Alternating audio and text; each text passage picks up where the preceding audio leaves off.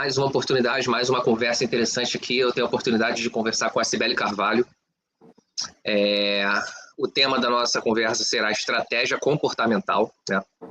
A Cibele é uma profissional que eu tive a oportunidade de conhecer no LinkedIn e, como vários aqui, já tive a oportunidade de conversar aqui. Nunca vi pessoalmente, mas tive a oportunidade de conhecer nessa rede, que eu acho que é formidável.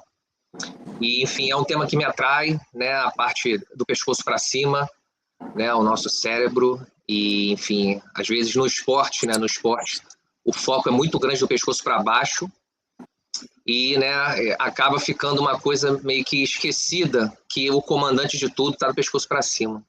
Bom, Cibele, obrigado pela oportunidade, tá? E, enfim, vamos bater um papo legal e espero que seja bem assim. Espero que você goste e te agradeço mais uma vez pela oportunidade. Obrigado. Eu que agradeço a oportunidade. E falar sobre esse tema, para mim, é meu hiperfoco, né? Eu, como uma neurodivergente, e dentro desse aspecto da mente humana, é um hiperfoco meu muito grande, assim. E uma das coisas que eu sempre observei desde o meu início no esporte, que na verdade eu comecei com o MMA, né? E sendo um esporte que, na verdade, as pessoas até meio estranham, né? Como é que essa questão neurocomportamental dentro do MMA, né? O indivíduo que ele é um esporte individual, né? Geralmente, a gente tem visto muito, pelo menos no Brasil, mais essa psicologia do esporte para, né? Esporte de quadra, né? Times de grupo, né? E no MMA não se vê tanto, né? Mas o MMA, cada vez mais, ele tem aberto portas interessantíssimas nessa área, especificamente. Até por ser um esporte extremamente de contato, né? Então, muitas vezes, os atletas me procuram também, não somente para ajudá-los nessa parte neurocomportamental deles, mas também para fazer análise de oponente, né? Que isso muitas vezes ajuda eles a montar uma estratégia tática muito mais interessante para o momento do cage, né? Para o momento da luta especificamente, né? Então, alguns tipos de atletas realmente culturalmente são mais difíceis de serem lidos estrategicamente, e aí muitos me solicitam uma leitura daquele oponente para ajudá-los nessa parte. E aí, com o tempo, outros esportes foram sendo agregados, né, dentro do meu portfólio de trabalho, dentre eles o futebol, né?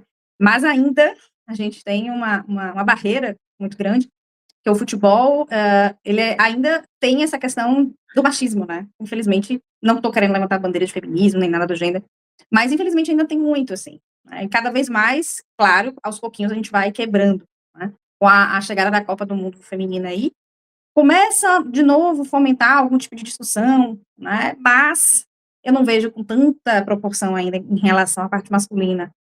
E já começou a se especular também sobre a próxima Copa do Mundo masculina, né? Quer dizer, a gente tem tanto para falar da Copa do Mundo feminino, falando da masculina, acabou de acabar, literalmente.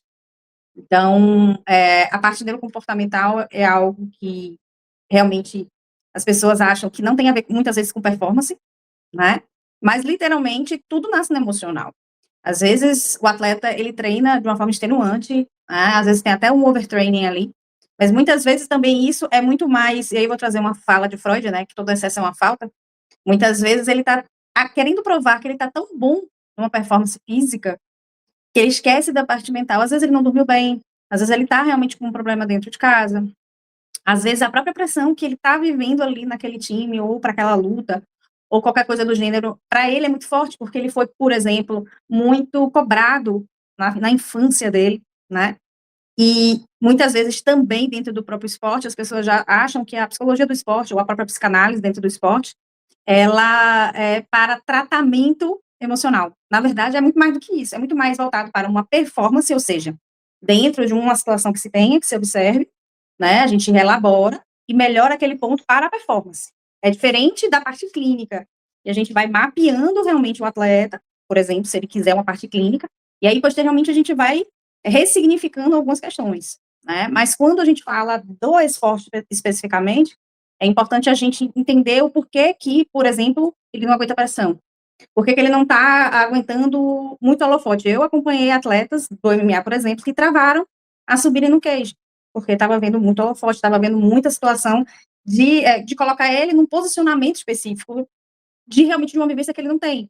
Uma coisa muito interessante, igual assim, eu sempre pergunto, no início dos acompanhamentos, né, das assessorias que eu faço, o que motiva um atleta, de fato, a ir para o esporte?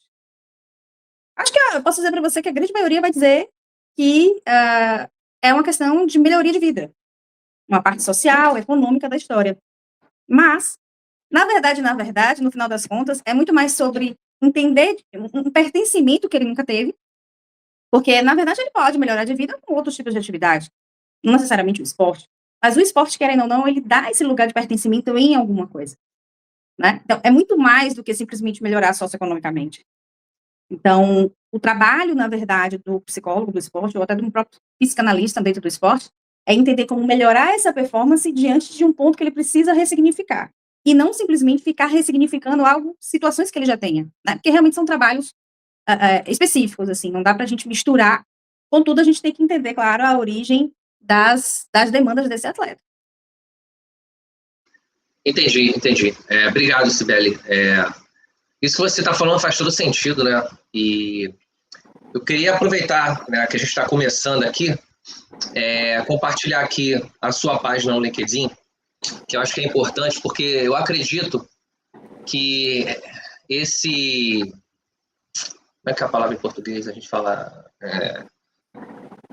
essa forma de abordar que você faz, né, trabalha, usa, enfim, ela é importante não apenas para homens e mulheres, mas para meninos e meninas, né? Então, assim, eu acredito que, até pela experiência que eu tenho de já ter visto muita coisa, menina, principalmente,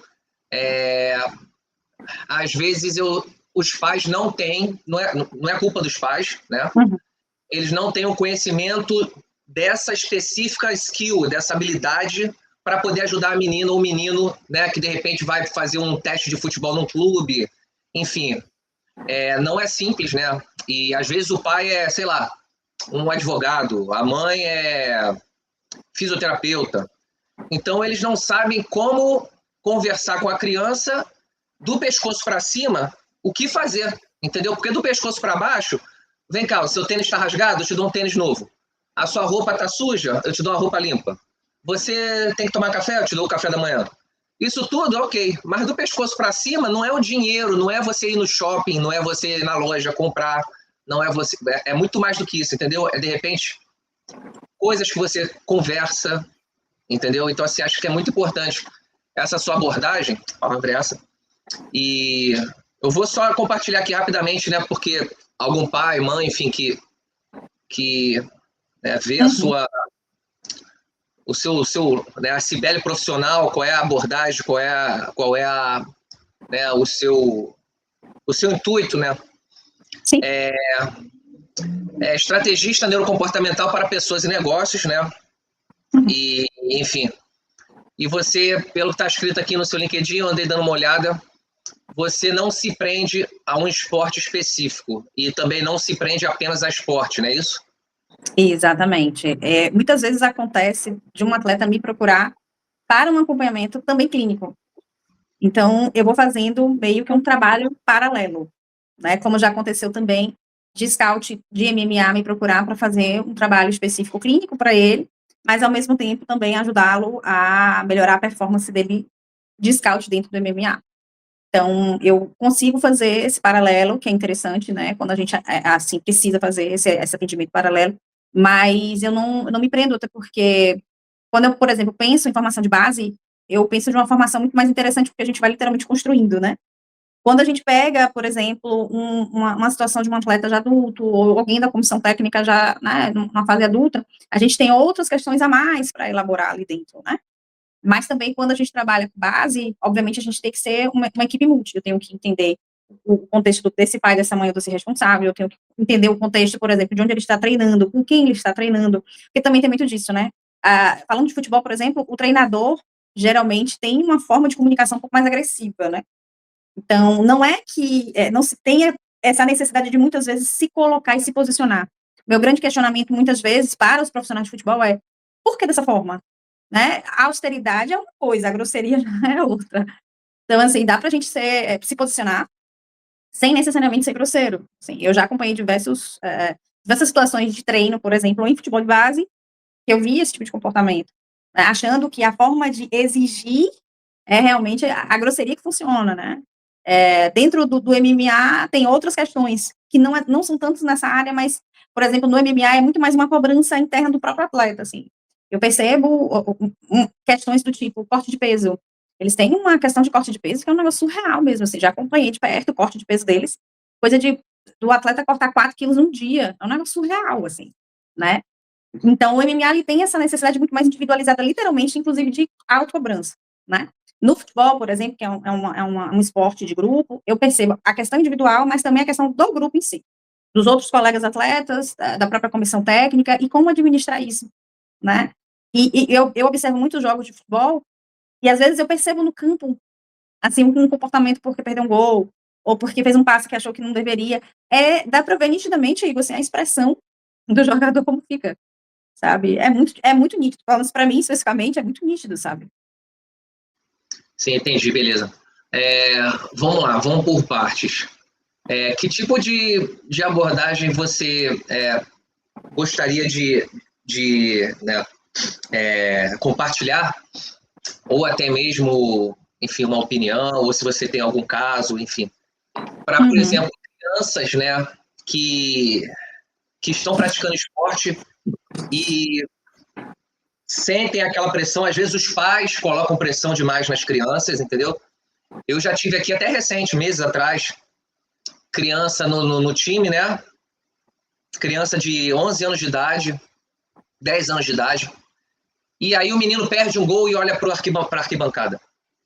E aí ele perde a bola e olha para a arquibancada. E o menino chuta errado, enfim, e ele olha para a arquibancada. Então eu fiquei imaginando como é que deve ser o retorno dessa criança para casa. Porque alguma coisa tem, entendeu? Não é normal, né? A criança que está ali jogando futebol, enfim, mesmo que você tenha um árbitro, é um campeonato e tal, mas a criança, ela executa alguma ação e ela olha para a arquibancada para ver qual é o feedback da arquibancada, entendeu? Então, assim, qual é a sua opinião, ou se você já passou, viu alguma coisa, enfim, abordou alguma coisa nesse sentido em relação à criança que tem algum tipo de pressão de casa ali nela, né? Qual a sua visão em relação a isso, por gentileza? Já acompanhei algumas situações, uma delas que eu me lembro muito bem, de um lutador de jiu-jitsu, né, e todas as vezes que ele tinha a oportunidade dele procurar, e na verdade ele procurava muito o pai na arquibancada.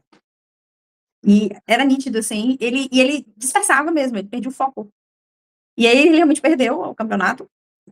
E eu percebi algo tão nítido, que ele fazia qualquer tipo de movimento, que ele tinha a oportunidade de buscar o pai, assim, né? Ele já ia na direção onde o pai estava sentado. Então, é um tipo de comportamento que a gente sabe que, querendo ou não, há uma cobrança a partir daquela relação ali. A questão é saber como é que esse pai está fazendo isso, que, claro, obviamente fica nítido que não está de uma forma saudável para essa relação, porque independente dele querer ser atleta, ele ainda é um adolescente, é uma criança, né?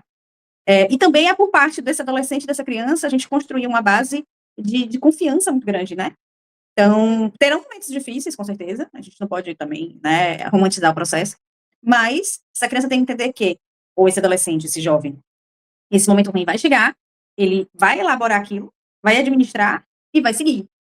E aí a gente faz, na verdade, um trabalho de confiança muito grande. Uma das formas que eu trabalho é com a metodologia lógica das emoções, que eu realmente desenvolvi diante desses atendimentos que eu comecei, né, essas assessorias que eu comecei a realizar. E a partir do momento que essa criança, esse adolescente entende desse repertório, porque muitas vezes tem isso também. Às vezes a gente não sabe nem comunicar o que a gente está sentindo. Às vezes a gente acha que está angustiado, mas na verdade a gente está com tédio, né? E por aí vai. Então, a criança, o adolescente, esse jovem, precisa saber se comunicar também. Só que o repertório que a gente tem, muitas vezes, é dentro do que a gente convive de contexto. Seja com pai, mãe, responsável, né? Por aquele ser ali. Então, nesse caso específico, quando eu acompanhei, eu chamei pai, conversei com esse pai. Não, eu nunca cobrei, porque eu não faço isso, eu não faço aquilo. Ó, tudo bem. Talvez na sua visão não tenha cobrança, mas a cobrança existe. Porque ele buscou a validação em cima de você no momento que ele deveria estar com foco na luta, né? E aí eu consegui equalizar, consegui fazer com que o atleta, engraçado essa situação, porque depois ele foi percebendo que ele não queria ser atleta, que era muito mais uma questão do próprio pai do que dele mesmo. Ele gostava da luta, mas na verdade ele queria lutar não para ser um atleta profissional, mas porque ele gostava, né? E aí ele foi entender o caminho dele. Então não é sobre desistir também de ser atleta, mas é entender essa motivação, né? Eu sempre percebo que quando a motivação ela não está construída de uma forma correta, a gente vai ter problema. Eu acompanhei atleta de MMA, por exemplo, que entrou em depressão porque sempre ganhava. Olha que coisa. né? Tipo, nossa, ele sempre ganhava, estava em depressão 1 ano, você não está dentro do quarto, eu não queria. Então, a gente tem que tentar entender o que motivou essa pessoa a ir lutar. Está sempre ganhando e está sempre frustrado, né? Aí vem uma parte clínica na história? Vem, mas não é o foco, né? A não ser que, como eu já falei de fato, realmente se solicite isso. Mas, quando a gente pega esse tipo de situação, a gente tem que avaliar um contexto realmente mais geral e entender a motivação real do atleta, né? E no caso de uma criança adolescente, entender a motivação geral do contexto inteiro. Entendi. Aí né, a gente vai subindo as escadas. A criança, né? O cérebro da criança, ele até os 7 anos de idade, 95% aproximadamente do cérebro está formado. E esses 5% é que é o problema, né? Porque é o córtex pré-frontal, que ele vai se formar por último, né? A testa. E há alguns estudos indicando que o cérebro termina a sua maturação, a sua formação por volta dos 27, né? 30, enfim. Coincidência ou não, Jesus começou a pregar, se eu não me engano, após os 30 anos de idade, né? Então, assim, coincidência ou não, os números nos levam ali para os 27, 28, 29 anos de idade. Então, se o cérebro termina a sua formação por volta dos 27, 30 anos de idade, como é que pode uma criança de 11, 10 conseguir filtrar pressão? Entendeu? Justamente na parte que está faltando é a parte que te faz tomar decisões. Né? E, assim, tu pode me corrigir se eu estiver errado, mas é um assunto que eu gosto, procuro ler sobre. E quando o córtex pré-frontal não está no comando, e na criança não vai estar, é o sistema límbico, a amígdala que está no comando. Né? Isso, então, assim, isso às vezes parece uma coisa boba, mas para o meu cérebro hoje, com a minha idade, é uma coisa simples. Mas aos 11 anos de idade não era simples assim, entendeu? Esse é o problema, né? Às vezes, treinador, gestor do clube e os pais acabam esquecendo que não é um mini adulto, é uma criança, né? E o cérebro dela não terminou, está longe de terminar com 10 anos de idade, 11, está muito longe de terminar, né? E aí eu vou subir a escada, né? A pressão dos pais. E qual é a sua abordagem, por exemplo, treinador do Sub-12, né? Hoje no Brasil é muito comum a gente ter competições e treinador do Sub-12 valorizar, foi campeão do Sub-12, enfim. Quando, na verdade, a gente sabe que aquilo ali não significa nada, porque aquela criança ainda vai chegar na puberdade, que vai mudar tudo. Então, assim, como é que você vê isso, né? Um adulto... A criança sabe disso, porque, inclusive, agora se fala muito que o nosso cérebro tem neurônios espelho, né? Então, assim, a criança percebe que aquilo ali é valorizado, a criança percebe que aquilo ali é importante. Não importa que ela tenha 11 anos de idade. Como é que é a sua abordagem para treinador, né, que não consegue dosar com a criança? E, às vezes, tem até vídeo na internet de treinadores de criança de 10, 11 anos de idade, assim, passando do limite com a criança em termos de palavrão, entendeu? Qual é a sua abordagem, por gentileza? Então, na verdade, eu começo que precisa se ter uma base, né? Se esse treinador, ele não tem uma base de repertório, como é que ele realmente acha que ele se comunica bem? E aí vou voltar para ele, voltando para a criança de 11 anos, né? De fato, se ela sabe o que é pressão, se ela conseguir pegar uma equação lógica, que aí entra a metodologia justamente que eu criei para ajudar muito nessa parte. Se você tem uma equação lógica da pressão, né, e você entende de fato o que é esse repertório, você começa a estruturar uma base de repertórios própria, onde você consegue, com o tempo, fazer essa administração. A questão é, muita gente vai fazer isso aos 40 ou 50 anos, ou às vezes nem faz. Então, como pegar esse treinador, independente da idade dele, já um adulto, né, que não teve essa construção de repertório de base? Obviamente, ele vai usar o que ele conhece. Muitas vezes é o falar muito alto, é o xingamento, um repertório de fala que, inclusive, não condiz com uma comunicação. Então, vamos utilizar uma palavra assertiva, né? Mas, na verdade, é muito mais do que ser assertivo. É literalmente você construir o que, de fato, cada palavra ela quer dizer, né? Então, dentro da metodologia, por exemplo, eu utilizo muito isso, porque para cada tipo de sentimento ou emoção, eu fui criando equações matemáticas em cima disso. É por isso que o nome é lógica das emoções.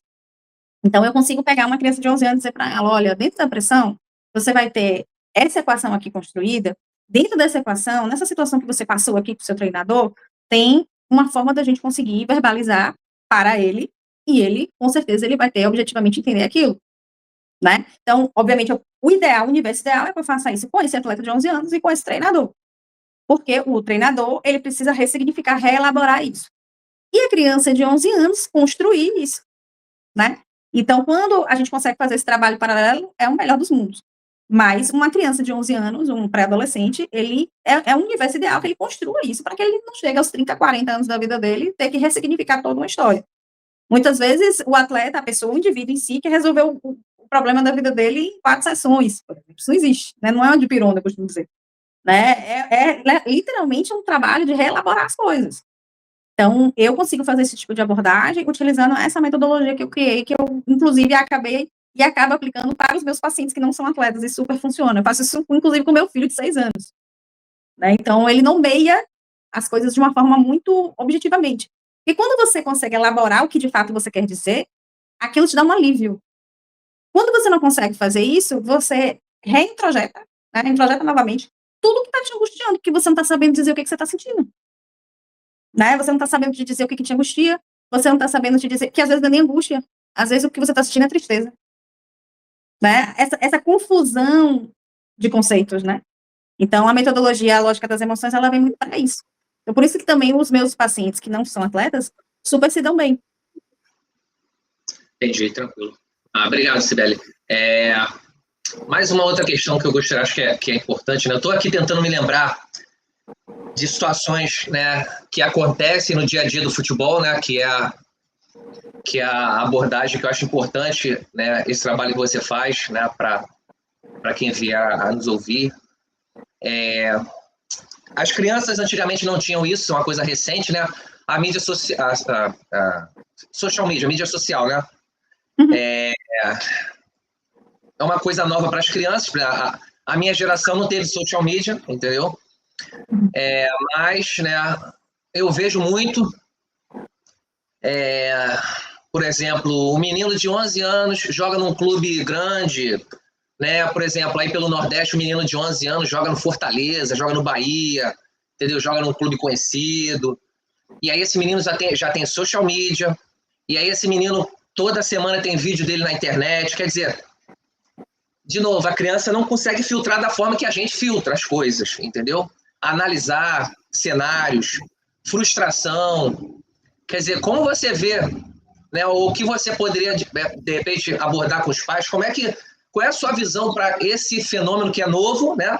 As crianças antigamente não tinham isso. Eu não vejo isso de forma positiva para uma criança de, por exemplo, 10, 11, 12 anos. Eu não vejo. Mas, assim, qual é a sua opinião, qual é a sua visão e abordagem em relação a isso, por favor? Aquela história, né? Tem essa onda que, para frear agora, é algo que acho que eu diria que é muito improvável. Não vou dizer impossível, mas muito improvável, assim. Quando acontece esse tipo de situação, que eu percebo muita exposição, né? Eu acho um pouco complexo, realmente, eu também concordo com você nesse ponto. Eu realmente tenho uma conversa com esse responsável, esses pais, sobre esse assunto, no sentido de, entendo que o atleta, ele precisa se expor em determinado momento para um patrocínio, uma coisa assim, a gente entende sobre isso. Agora, qual é o limite em relação a isso, né? Uma coisa é uma gravação, um exemplo, né? Uma gravação do atleta num treinamento, um corte curto. Outra coisa é, por exemplo, ficar colocando nos stories o dia a dia desse atleta, né? Essa questão do quase um vlog, né? O menino acordou, o menino almoçou não sei o quê, o menino foi pro treino, né? Quer dizer, o que de fato é importante? É importante saber que ele é um atleta, ele precisa de patrocínio, ou que, na verdade, ele precisa ser exposto, né? Na minha visão, tem uma grande diferença aí, né? E, infelizmente, a gente tem aí haters, né? E tem pessoas que vão fazer determinados tipos de comentário que, às vezes, a gente nem imagina, às vezes, uma bobagem, porque não gostou do corte do cabelo que foi feito, ou porque no dia que ele usou aquela roupa no treino, a roupa estava de uma forma A, B ou C, né? Então, a gente tem que ter muito cuidado com esse tipo de coisa. Eu acho muito complicado alguns tipos de fala, alguns tipos de redes sociais que acabam, querendo ou não, elas foram criadas para exposição, né? O objetivo delas é esse, né? E o trabalho delas é esse. Cabe a gente, né, a partir do momento que você tem uma conta, né, um perfil, fazer uma administração mais consciente, né? Então, uma coisa é você colocar, na minha opinião, colocar um vídeo, como eu falei, o menino treinando um corte rápido. Outra coisa é um dia a dia do menino o tempo todo nos stories, né? Ou até no próprio feed, assim. Então, tem que ter um cuidado para que esse menino também seja criança, esse adolescente seja adolescente, né? Porque hoje em dia as nossas crianças e adolescentes, elas estão muito nesse querer avançar das coisas, né? E a gente precisa ter um cuidado com isso. Ok, entendi. A minha preocupação, sabe o que é? É por isso que eu estou te fazendo essa pergunta. Quando você vê um adulto atingindo um sucesso grande, né? Por exemplo, vamos lá, no futebol, né? No futebol, o menino ali vem naquela luta, aí se tornou profissional, tá aquela luta, dificuldade, e de repente conseguiu fazer uma temporada muito boa, e de repente ele ganhava R$ 1.500 por mês, agora ele ganha R$ 80 mil por mês. A cabeça dele dá uma virada de chave, não tem jeito, né? Somos seres humanos. Agora, como é que vai ser o comportamento dele, né? A estratégia comportamental dele, a partir do momento que a vida dele mudou de 1.500 para 80, né? E ele, ainda que ele ainda não atingiu a maturidade mental dele, 30 anos de idade, ele está com 20, 21, 22, não vai ser simples, vai ser difícil. A gente sabe, a gente que acompanha o esporte, vê que muito atleta se perde, tá? Muito atleta vai para a Europa, promessa, depois acaba, né? E eu fico imaginando isso com uma criança de 11 anos. Você fica, né, você que eu digo assim, os pais permitem uma criança de 11 anos, social media, fez o gol, final de semana, foi campeão no sub-12, olha como ele é lindo, levanta o troféu, foto com a medalha, que coisa maravilhosa, tudo ótimo. Em algum momento dessa jornada, alguma coisa vai dar errada, ou com 13, ou com 14, ou com 15, porque vai ficando mais velho, vai afunilando, né, o gargalo, vai chegando mais perto ali dos 20 anos, 18, 20 do profissional, vai afunilando. Alguma coisa acontece, a minha pergunta é, com tudo isso que foi feito, com muito, parabéns, maravilhoso, ela vai estar preparada para lidar com essa frustração? Entendeu?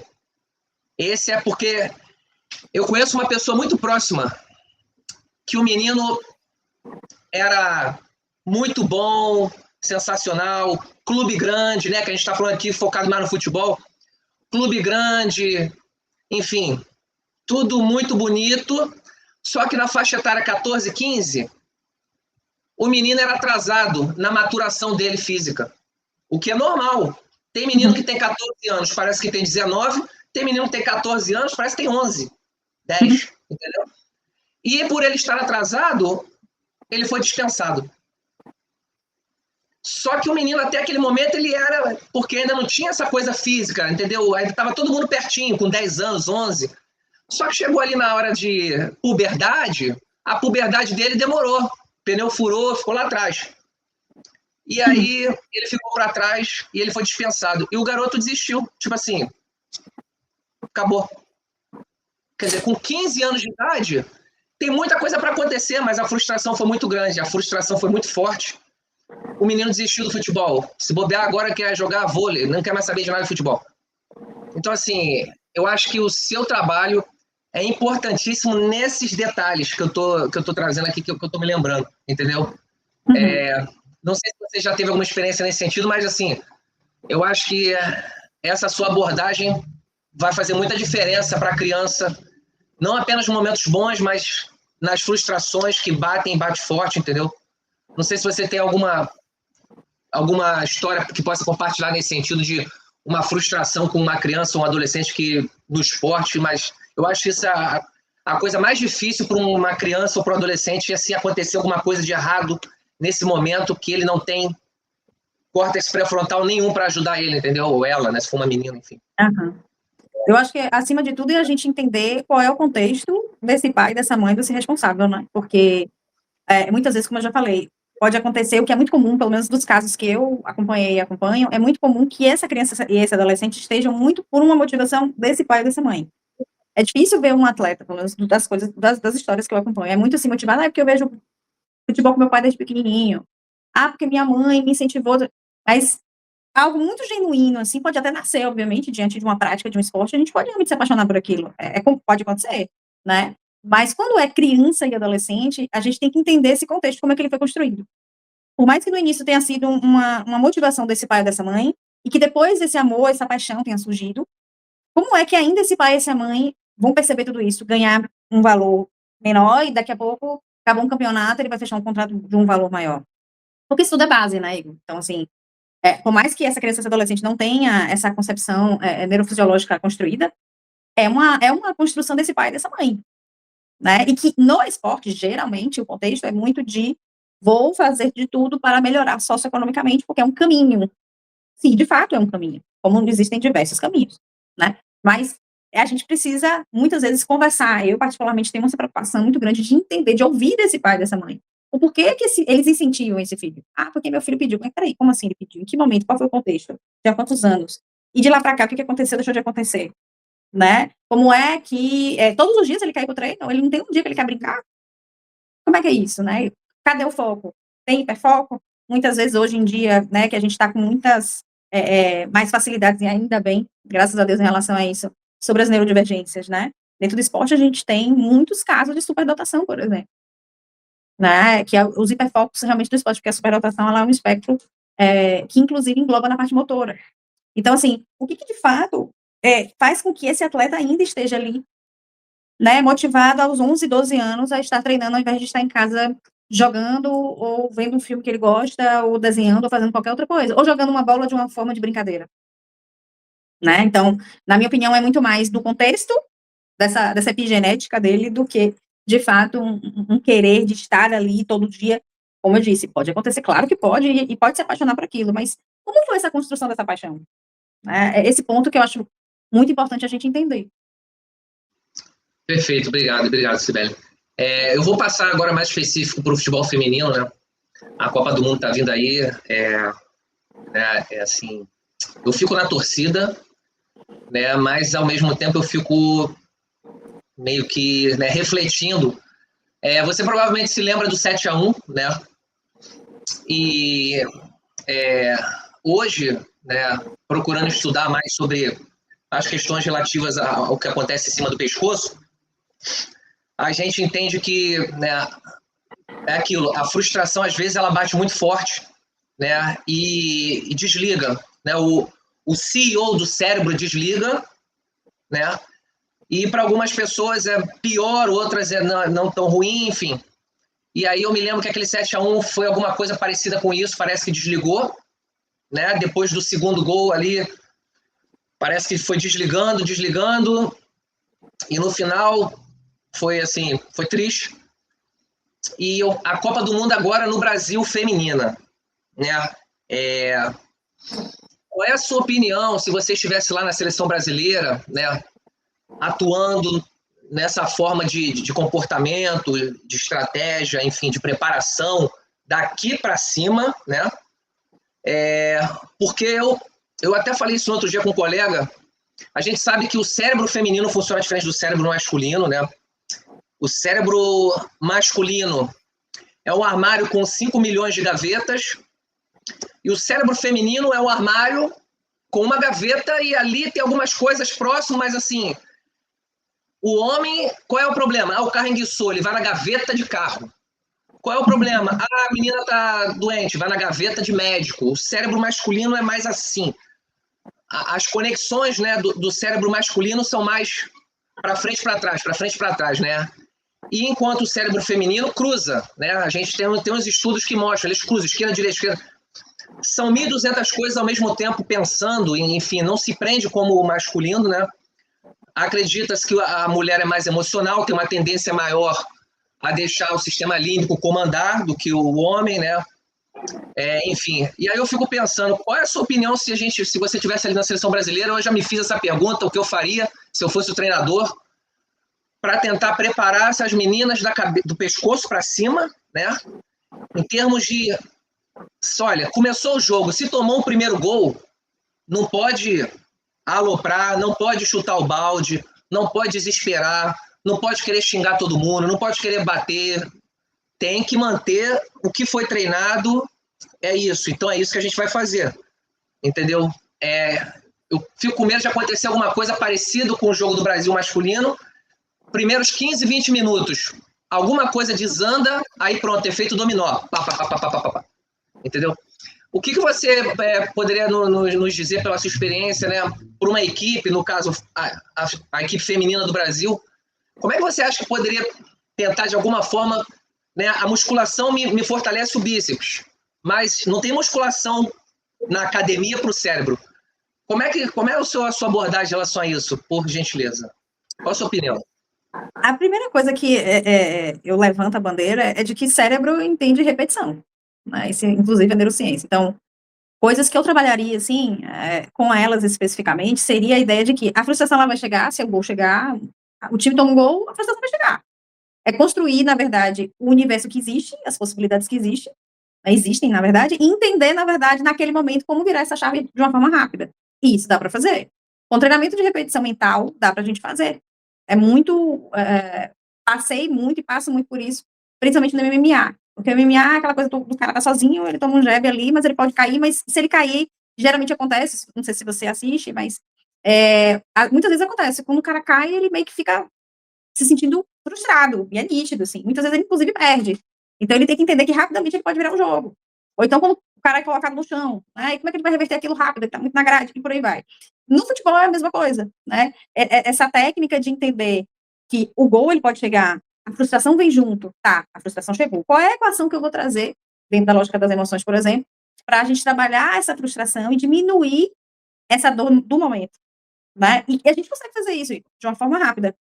É só trabalhar a ferramenta correta, pegar os cenários que realmente são possíveis dos gols, das situações de, por exemplo, também não somente gol, mas alguma jogadora ser expulsa, por exemplo, que mexe com o time também, né? Ou então algum tipo de abordagem que foi falada por alguma jogadora de um outro time e que magoou de alguma forma aquela jogadora e as outras também acabam entrando no processo de defesa, né? Dessa companheira de time. Isso também mexe. Então, tudo pode mexer. Então, o que geralmente eu faço? Eu levanto possibilidades das situações, né? Isso eu estudo o oponente, e aí eu levanto as possibilidades, porque, por exemplo, num time de futebol feminino, o que eu faço, né? Pego todas as jogadoras, pesquiso sobre elas, a vida delas, e as redes sociais, nesse caso, me ajuda bastante, né? Ouço entrevistas, acompanho algumas coisas, traço perfis, essa pessoa aqui pode agir dessa forma. Se ela agir dessa forma, vamos agir dessa outra aqui. É tão estratégico ser assim, quanto literalmente um treinador, né? Onde você estuda jogadas, jogadas possíveis, pode acontecer isso aqui, então você faz dessa outra forma. Ou um preparador físico, olha, se a gente não estiver bem na parte estrutural da panturrilha, você não vai ter resistência, e por aí vai, né? Então, da mesma forma, a parte mental, a gente faz essa estratégia. Por isso que no MMA eles estudam muito o comportamento do oponente, porque a gente consegue trazer cenários possíveis para que aquele atleta, quando ele entra no cage, por exemplo, olha, geralmente, nas lutas, ele respira muito rápido, ele é muito ofegante. Sinal de que o quê? Ele é uma pessoa ansiosa. Se ele é ansioso, qualquer coisa que você faça para desequilibrar a atenção dele, você ganha a luta. Tô só te trazendo um cenário, assim, né? Da mesma coisa dá para fazer no futebol, apesar de ser grupo. E fica até mais fácil, porque quando não é grupo, a pressão do grupo em cima é muito melhor para fazer do que o cara estando sozinho dentro de um queijo, né? Então, eu faria esses estudos de cenário. Entendi. Bom, obrigado, Sibeli. Eu concordo com você, acho que é o estudo de cenário e realmente investir nesse tipo de preparação, né? Porque, assim, a gente, como é que eles falam aqui? Torça pelo melhor e se prepare para o pior, entendeu? Então, assim, o último jogo, né, das meninas, ou o penúltimo, enfim, o jogo que chamou mais minha atenção contra os Estados Unidos, não sei se você pôde assistir a partida aí,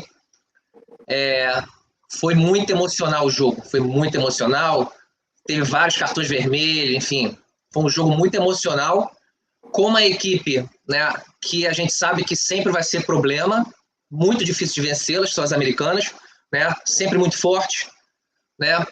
Os americanos sabem que o sul-americano é muito emocional, e isso é uma coisa que deixa a gente, na minha opinião, atrás, entendeu? Porque a partir do momento que, né, o cérebro ou é a amígdala ou é o córtex. Um dos dois vai mandar. Se você é muito emocional, tudo indica, não é 100%, mas tudo indica que você vai fazer burrada. Entendeu? Então, assim, o jogo foi o que foi e elas saíram super bem. E eu fiquei pensando, vendo aquilo, pensando, cara, na Copa do Mundo não vai ser muito diferente, entendeu? Porque as americanas são assim, são frias, entendeu? Estão super com a cabeça super centrada do que foi treinado, do que é para fazer. As alemãs são assim, entendeu? Fortes fisicamente, aqui emocional, muito pouco emocional. Então, assim, japonesas, a mesma coisa. E a gente, né, brasileiro, argentino, colombiano, é aquilo, parece que só falta uma gota para transbordar, entendeu? Então, assim... Entendi. Mas eu vou te falar uma coisa, sempre tem alguma coisa que deixa passar, sabe? Um olhar que vai além de uma estratégia de jogo. E vai além de simplesmente ver o emocional ou o racional. Sempre tem alguma coisa que deixa passar, assim. Então, aí justamente entra esse perfil do profissional de estratégia comportamental, né? Que, mais uma vez, não é o psicólogo para tratar um problema. E, infelizmente, o esporte vê muito isso. Ah, eu preciso de um psicólogo do esporte para tratar a emoção dos atletas. Não é sobre tratar a emoção. Tratar a emoção é para a clínica, entendeu? Na verdade, o que você precisa é de um estrategista para entender como trabalhar a emoção desse atleta. É diferente. É um trabalho completamente diferente. Então, na minha opinião, olhar, porque os Estados Unidos, as americanas são frias, tá? Mas, para mim, isso é muito raro, sabe? Eu vou muito mais além do que é o ser fria, né? Eu pego cada jogadora, o contexto cultural do país, o contexto cultural que, às vezes, a região do país de cada jogadora. Então, não é um trabalho muito mais minucioso, muito mais cirúrgico, entende? Sim, sim, perfeito, perfeito, tá. Bom, Cibele, a gente vai fechando por aqui, tá? Eu te agradeço a oportunidade. Eu vou postar isso, vou colocar o seu contato lá para quem tiver interesse, entendeu? Eu acho que é muito importante esse serviço, não apenas, como nós falamos aqui, criança, adolescente, equipe profissional, entendeu? Treinador, né? Que a gente, se você acompanhar o futebol aí na televisão, tu vai ver que tem uns treinadores que realmente passa um pouco do ponto também, entendeu? Então, assim, para todos os profissionais, eu acho que é importante esse lado, né, comportamental, né, para poder não deixar desandar, né, não deixar a coisa desandar, tá? Muito obrigado, Cibele. Agradeço pela oportunidade. E, bom, quem sabe a gente, né, espero que a gente possa conversar outras oportunidades, tá ok? Gostei muito de falar contigo, muito obrigado. Obrigada, Igor. Obrigada pela oportunidade. Tá ótimo, tá? Muito obrigado. Um abraço aí. Tchau, tchau. Tchau.